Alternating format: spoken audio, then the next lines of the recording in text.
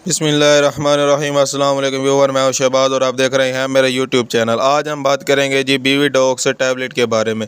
ये जो बीवी डॉक्स टैबलेट है ये मल्टीविटामिन्स की एक टैबलेट है और ये ख़ास तौर पर इस्तेमाल की जाती है अगर आपके कंधों में दर्द है या फिर अगर आपके घुटनों में दर्द है या फिर अगर आपको कमज़ोरी है किसी भी किस्म की, तो आप ये टैबलेट इस्तेमाल कर सकते हैं। इसका जो तरीका इस्तेमाल है उस पर भी आज हम बात करेंगे। अगर आप हमारे चैनल पर न्यू है तो आपसे रिक्वेस्ट है कि हमारे चैनल को सब्सक्राइब करें और साथ में बेल आइकन को प्रेस लाजमी करें ताकि हमारी हर नई आने वाली वीडियो सबसे पहले आप तक पहुंच सके।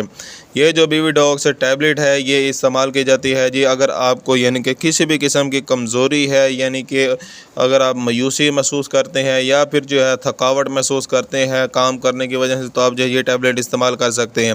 इसका जो तरीका इस्तेमाल है वो है जी एक टैबलेट सुबह और एक शाम को, यानी कि 2 टाइम जो है ये आप इन्हें इस्तेमाल करने। एक हफ़्ता इंशाल्लाह आप में जो है सुस्ती जो है वो दूर हो जाएगी और आपको जो है मल्टीविटामिन मिलेंगे और ताकत मिलेगी।